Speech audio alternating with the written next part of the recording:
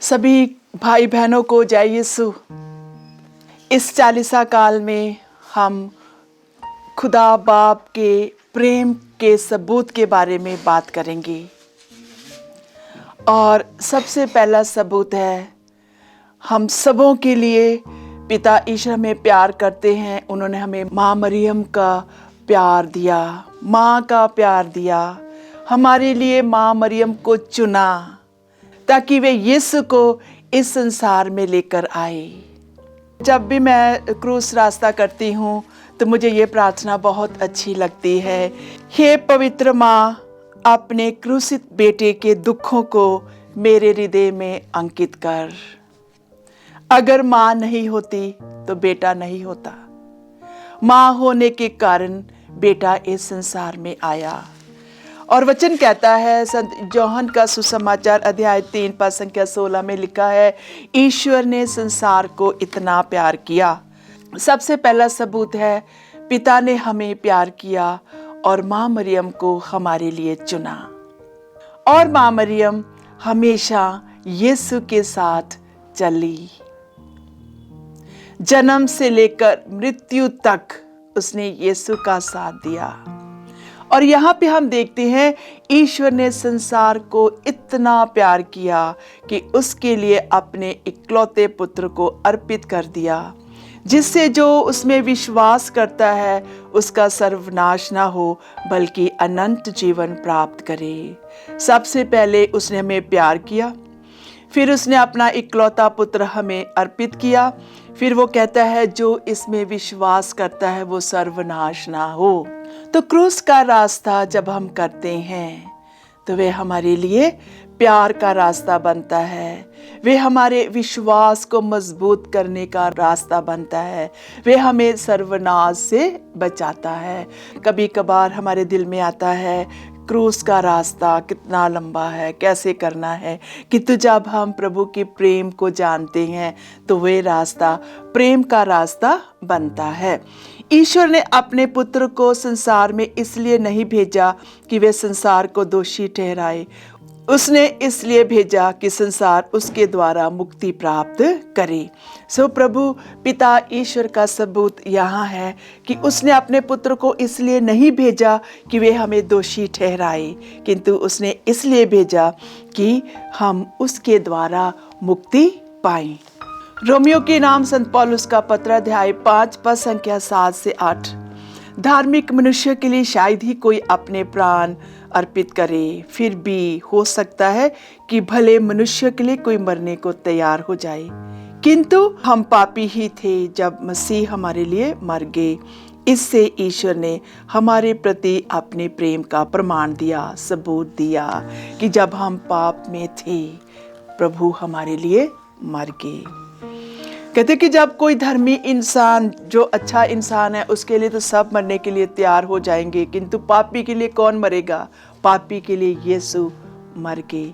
Romeo के नाम संत पौलुस का पत्र अध्याय 5 उसकी वचन 1 और 2 में लिखा है, ईश्वर ने हमारे विश्वास के कारण हमें धार्मिक माना।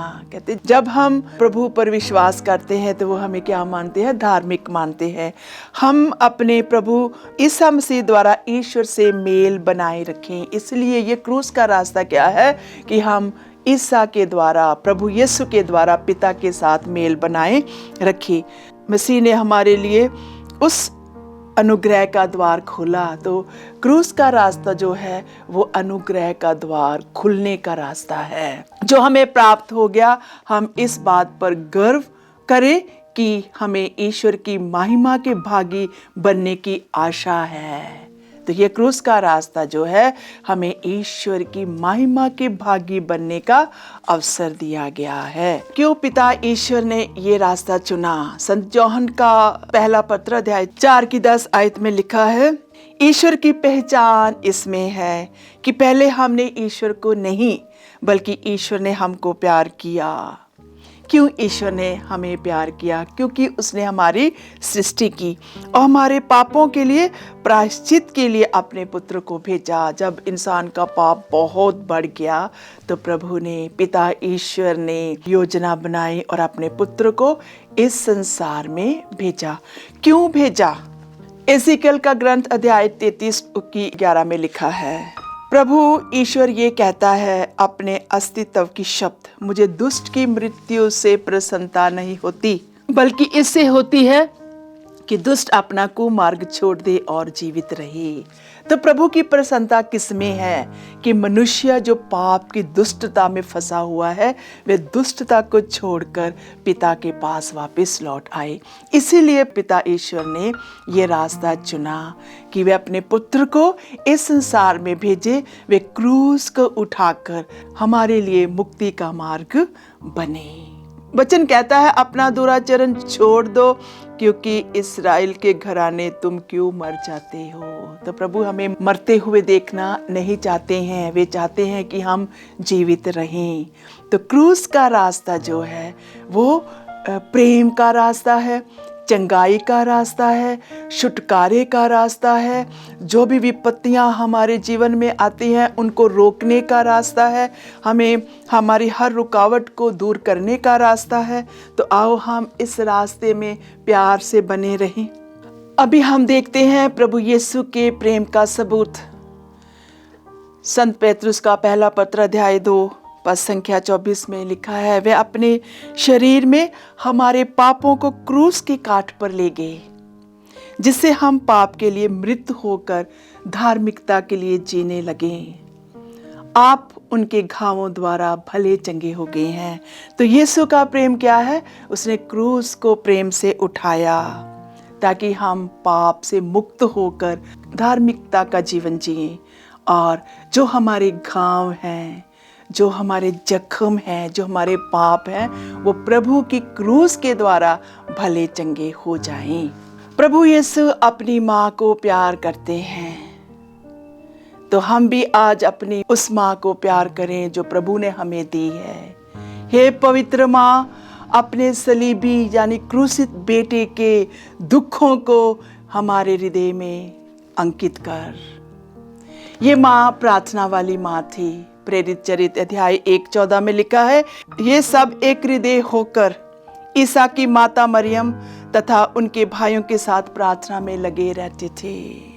तो माँ मरियम प्रार्थना वाली माँ थी, वे हमेशा प्रार्थना करती थी और प्रभु के जन्म से लेकर अंत तक वे प्रार्थना करती रही।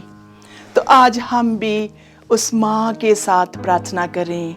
आओ हम अपनी आंखें बंद करते हुए मनन चिंतन करें, किस तरह प्रभु यीशु ने पिता की आज्ञा को मानते हुए हमें क्रूस का रास्ता पर चलने के लिए आशीष दी।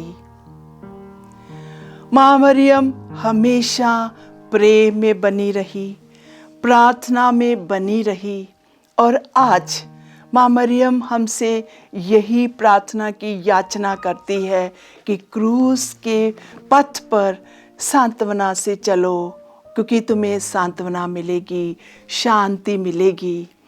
तो पहले स्थान पर हम देखते हैं किस तरह प्रभु यीशु को प्राण दंड की आज्ञा मिलती है।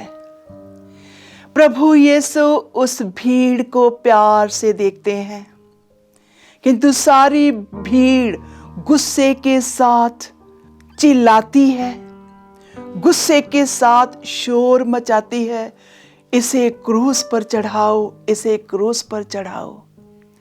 प्रभु ने बहुत सारी प्राण पीड़ा सहनकर, कोड़ों से मार खाकर, दुखों को सहते हुए पिलातुस के सिंहासन के सामने खड़े हैं और उनके दोनों हाथ बंधे हुए थे, उनका सिर झुका हुआ था, कांटों का ताज उसे पहनाया हुआ था और खून की लपटें बह रही थी। उनके मुख पर रेत मिट्टी चिपकी हुई थी, उनके जख्मों में मिट्टी छाई हुई थी, उनका हर जख्म उसे दुख दे रहा था। उसको मुंह खोलने के लिए भी उसके पास हिम्मत नहीं थी, क्योंकि खून से वे लथपथ थे। फिर भी जो आंतरिक शक्ति पिता का सामर्थ्य उन्होंने पाया था प्रार्थना के द्वारा, वो साहस अभी भी प्रभु यीशु में जीवित था।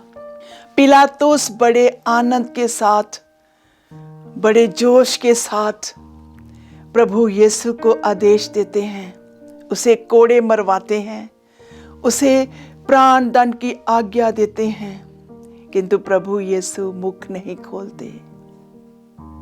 दूसरी तरफ बराबस, जो बहुत पापी इंसान था, जो सब लोगों को तंग करता था, वो बड़ा खुश होता है क्योंकि उसको रिहा किया जाता है। पिलातुस पूछता है, किसको मैं रिहा करूं, बराबस को और यीशु को? सारे लोग बराबस का नाम लेते हैं, इसे रिहाई दी जाए, किंतु बराबस और भीड़ ये नहीं जानती है कि यीशु उस समय पिलातुस के सामने इसीलिए खड़ा था कि बराबस को रिहाई मिले। यीशु पिलातुस के सामने इसीलिए खड़ा था कि उस भीड़ को, जो शोर मचाती है, जो गुस्से से भरपूर थी, उनकी आज़ादी के लिए खड़ा है। मेरे प्यारे भाइयों और बहनों, आओ हम इस प्रभु का धन्यवाद करें और माँ मरियम से सिफारिश करें, हे पवित्र माँ, अपने क्रूसित बेटे के दुखों को मेरे हृदय में अंकित कर, ताकि मैं इस प्रभु को, जो मेरे लिए मर गया, उसे प्यार कर सकूं। जैसे जैसे प्रभु की पीड़ा बढ़ती जाती है, भीड़ भी भयंकर पीड़ा से, गुस्से से भरती जाती है, उनका जोश बढ़ता जाता है। वे अपनी ताकत के साथ प्रभु यीशु को कलवरी पहाड़ पर ले जाने के लिए जोर से शोर मचाते हैं, किंतु प्रभु शांत मन से, दुख भाव से उस दुख को अपने सीने में लेकर पिता की ओर देखते हैं। आओ हम प्रभु की ओर ध्यान दें, किस तरह प्रभु उस सलीब को, क्रूस को अपने हाथों में लेते हैं, उसे अपने हाथों में लेकर पिता की ओर देखते हुए धन्यवाद देते हैं और कहते हैं, पिता तेरी इच्छा पूर्ण हो। वो सलीब, वो क्रूस बहुत भारी थी। जब वे उसे उठाते हैं, वे पूरे संसार के पापों का बोझ उस सलीब पर पाते हैं। वे सलीब बहुत ही भारी थी। प्रभु उस क्रूस को लेकर चलना शुरू करते हैं। उनका टूटा शरीर, खून से लथपथ शरीर, भूख प्यास, सब कुछ प्रभु को, पिता को समर्पित करते हुए वे आगे बढ़ते हैं। दुनिया के बोझ को, दुनिया के पाप को आगे बढ़ाते हैं, ताकि हम धर्मी बन जाएं और हमारे पाप को अपने सिर पर लेते हैं। जैसे जैसे यीशु आगे बढ़ते हैं, यीशु गिरते हैं। पहली बार क्रूस को लेकर गिरते हैं। मेरे प्यारे भाइयों और बहनों, आओ हम उस प्रभु के दुखों का अनुभव करें। उसके शरीर का कोई भी अंग ऐसा नहीं था जहाँ पे जख्म नहीं थे। कोई भी उसके शरीर का अंग ऐसा नहीं था जहाँ खून नहीं बह रहा था। वे पीड़ा में क्रूस को अपने हृदय से लगाते हुए आगे बढ़ते हैं, ताकि हम लोगों को सांत्वना मिले। हे पवित्र माँ, अपने क्रूसित बेटे के दुखों को मेरे हृदय में छाप दे, मेरे हृदय में अंकित कर। जैसे जैसे प्रभु यीशु आगे बढ़ते हैं, वे अपनी माँ को पाते हैं। किंतु ये जो मिलन था, ये अद्भुत मिलन था।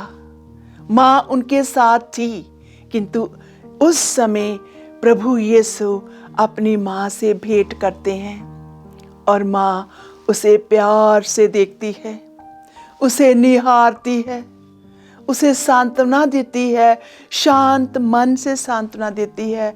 अपनी बोल से नहीं, किंतु अपने हृदय से कहती है, मेरे बेटे धीरज रखो, आगे बढ़ते जाओ, मैं तुम्हारे साथ हूँ।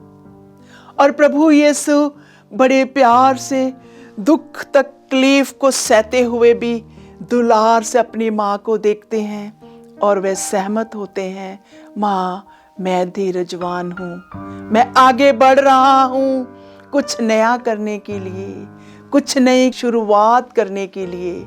और दोनों एक क्षण के लिए देखते हैं, किंतु भीड़ की कोलाहल, भीड़ का शोर शराबा, भीड़ का गुस्सा बढ़ता ही जाता है। वे यीशु को मारते हैं और आगे बढ़ने के लिए उसे फोर्स करते हैं। प्रभु आगे बढ़ता है। जैसे जैसे यीशु आगे बढ़ता है, उसका शरीर कमजोर होता है, उसकी दुर्बलता उसके सामने आती है, किंतु जैसे वो आगे बढ़ ही रहा था, कहते हैं सिमोन नामक का एक व्यक्ति आगे आता है।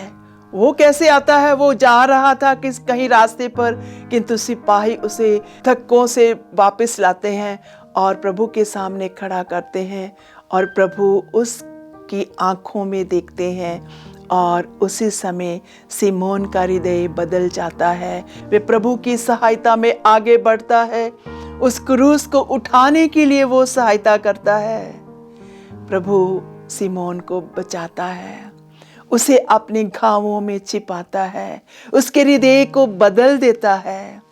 आओ आज हम भी प्रभु से प्रार्थना करें, प्रभु मेरे हृदय को बदल दे, मेरे हृदय को सिमोन जैसा बना, ताकि मैं भी दूसरों के लिए मददगार बन सकूं। हे पवित्र माँ, अपने क्रूसित बेटे के दुखों को मेरे दिल में अंकित कर। जैसे जैसे सिमोन आगे बढ़ता है, हम देखते हैं वेरोनिका नामक स्त्री अपने रुमाल से प्रभु के चेहरे को पोंछती है और यीशु उसे इनाम देते हैं, अपना चेहरा उस रुमाल पर अंकित कर देते हैं। हे प्रभु, इस समय अपना चेहरा, दुख से भरा चेहरा मेरे हृदय पर, हमारे हृदय पर अंकित कर। हे पवित्र माँ, अपने सलीबी बेटे के दुखों को मेरे दिल में छाप दे। जैसे जैसे यीशु आगे बढ़ता है, वेरोनिका के प्यार को पाते हुए कम से कम भीड़ में एक ऐसा इंसान है जो आगे बढ़ता है और प्रभु को प्यार करता है। और जैसे ही वो आगे बढ़ रहे थे, दुख के कारण, थकावट के कारण, दर्द के कारण वे फिर गिर जाते हैं। सलीब यीशु के ऊपर है और यीशु नीचे, और दर्द के साथ कहराते हुए वे अपनी आंखें ऊपर उठाते हैं और पिता से सामर्थ्य पाते हैं और उठने की कोशिश करते हैं। मेरे प्रिय भाई और बहनों, आओ हम इस समय अपने परिवारों के लिए प्रार्थना करें। हमारे बच्चे जो ड्रग एडिक्शन में है, नशे में है, चकनाचूर हैं, दूसरा फॉल, प्रभु का गिरना हमारे परिवार के लिए छुटकारे का कारण बने। आओ हम प्रार्थना करें और उस प्रभु के साथ मेल जोल करें।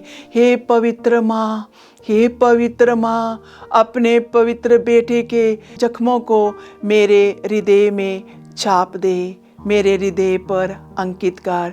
जैसे यीशु उठता है, आगे बढ़ता है, वे देखता है बहुत सारी स्त्रियां वहां खड़ी हैं और वे रो रही हैं। वे यीशु को देखती हैं और अपना दुख प्रकट करती हैं और प्रभु कहते हैं, मेरे लिए मत रो, अपने बच्चों के लिए रो, मैं तुम्हें प्यार करता हूँ। मेरे प्यारेओ, प्रभु यीशु अपने दुख में भी दूसरों को सांत्वना देते हैं। आज हम प्रार्थना करें, हे प्रभु, हमें सांत्वना देने के लिए अपनी शक्ति प्रदान करो। जैसे जैसे यीशु आगे बढ़ते हैं, उन स्त्रियों को हौसला देते हैं, उन स्त्रियों को सांत्वना देते हैं, उन स्त्रियों को ढारस बधाते हैं और वे फिर गिर जाते हैं। तीसरी बार यीशु गिर जाते हैं। यीशु फिर से उस सामर्थी पिता से आशीष मांगते हैं। ये मेरे प्यारे भाई और बहनों, आओ हम अपने आप को प्रभु के सामने समर्पित करें। प्रभु, इस 40 काल में हमें अपनी शक्ति प्रदान करो ताकि हम तेरे करीब आएं और हर समस्या में तुझे प्यार कर सकें।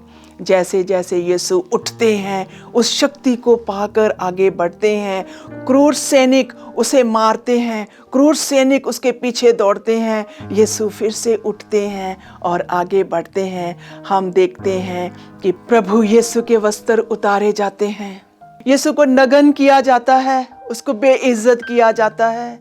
मेरे प्यारों, आओ इस स्थान पर हम अपने आप को समर्पण करें उन समय के लिए जब हम अपने समाज में, अपने परिवार में बेइज्जत किए जाते हैं। प्रभु यीशु ने मुंह नहीं खोला, किंतु वह शांति के साथ अपने आप को इस भीड़ के सामने समर्पण करता है और भीड़ जो चाहती है वो करती है।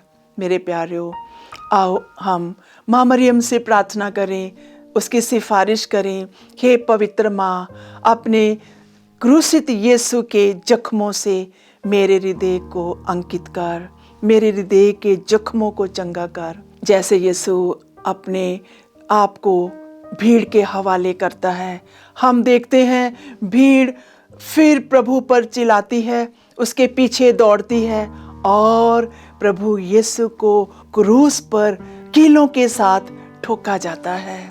उसके हाथों में कील, उसके पाँवों में कील। प्रभु यीशु दुख से आहें भरते हैं और पिता की ओर देखते हैं और हम सबके लिए प्रार्थना करते हैं, हम सबकी मुक्ति के लिए प्रार्थना करते हैं। उस दुख में भी वे भीड़ को देखते हैं कि भीड़ उसके साथ क्या करती है। ये वही भीड़ थी जिसको प्रभु ने चंगा किया था, जिसको प्रभु ने आंखें दी थी, जिसको प्रभु ने पापों से मुक्ति दी थी। आज वही भीड़ प्रभु को पुकार पुकार कर चिल्लाती है कि इसे क्रूस दिया जाए। हम देखते हैं 12वें स्थान पर प्रभु यीशु अपनी जान सौंप देते हैं। हे पिता, मैं अपने आप को समर्पित करता हूँ, इन्हें माफ कर, ये नहीं जानते हैं ये क्या करते हैं। मेरे पिता, तूने मुझे क्यों छोड़ दिया, मैं प्यासा हूँ, इन्हें माफ कर, ये तेरे हैं। और उस समय प्रभु यीशु अपनी जान हम ये सौंप देते हैं। अरे भाई और बहनों, हम उसके नीचे यीशु से आशीष मांगे, उस क्रूस के हम उस लहू से अपने आप को धोएं, उस क्रूस के नीचे जहां इतिहास शुरू किया, जहां पे ये अपनी माता हमारे लिए सौंप दिया और कहा, जॉन ये तेरी माँ है। और उस दिन से नई इतिहास की शुरुआत हुई। प्रभु यीशु ने अपनी माँ को हम सबों के लिए दे दिया। प्यारेओ, आओ एक क्षण के लिए हम खामोश रहकर अपने आप को यीशु की सलीब, यीशु की क्रूस के नीचे अर्पित करें। जिस तरह उस सैनिक ने प्रभु यीशु को भाला मारकर उसके हृदय से जो खून की लपटें और पानी की लपटें निकल पड़ी और उस सैनिक पर पड़ी और वे उसका मन परिवर्तन हुआ, हमारा भी आज मन परिवर्तन हो। आज हम भी उस प्रभु को प्यार कर सकें जो हमें प्यार करता है। हे पवित्र माँ, अपने सलीबी बेटे के जख्मों के साथ हमारे हृदय में उसके जख्म अंकित कर। जैसे हम देखते हैं प्रभु यीशु सलीब पर मर गए, उसे सलीब से उतारा गया और माँ मरियम की गोद में रखा गया। माँ मरियम उस जख्मी बेटे को बड़े प्यार से देखती है, उस जख्मी बेटे का धन्यवाद करती है कि उसने ये सफ़र बड़े प्रेम से तय किया, बड़ी शांति से तय किया। और वह धन्यवाद के साथ पिता ईश्वर को धन्यवाद करती है। हे पिता ईश्वर, आज हम तेरे प्यार के लिए धन्यवाद करते हैं। तेरा प्यार हमारे लिए महान है। तूने अपना पुत्र हमें दिया और माँ मरियम को हमारे लिए दे दिया। आज हम भी अपने आप को माँ मरियम की गोद में रखें, अपने परिवार को माँ मरियम की गोद में रखें, अपनी सारी परेशानियों को माँ मरियम की गोद में रखें और उस प्रेम के लिए भीख मांगे, प्रभु हमें अपने प्रेम से भर दे, हमें छुटकारा दे, हम पापी हैं। और आओ हम प्रभु के साथ शांति का अनुभव करें। 14वें स्थान पर हम देखते हैं किस तरह प्रभु यीशु को उस कब्र में लिटाया जाता है, और इस कब्र में हम देखते हैं वहाँ पे कोई नहीं है। सब शोर मचाने वाले चले गए, सब गुस्सा करने वाले चले गए, सब दोष लगाने वाले चले गए, किंतु केवल उनकी माँ और उनका शिष्य जौहन उस कब्र के पास हैं। आओ हम उस शांति का अनुभव करें। जब प्रभु को दफनाया गया, उस समय प्रभु की यात्रा खत्म होती है। प्रभु सारे पापों को लेकर उस धरती में समा जाते हैं और भविष्यवाणी के अनुसार वे जीवित किए जाते हैं। आओ हम उस प्रभु के प्रेम का अनुभव करें और माँ मरियम से प्रार्थना करते रहें, हे पवित्र माँ, अपने क्रूसित यीशु के जख्मों को हमारे हृदय में अंकित कर और इस क्रूस रास्ता के द्वारा हमारे जख्मों को चंगा कर। तो इसके साथ हम आज प्रार्थना में बने रहें और प्रभु से प्रेम करते रहें। ये प्रार्थना करती हूँ प्रभु यीशु के नाम से, आमीन।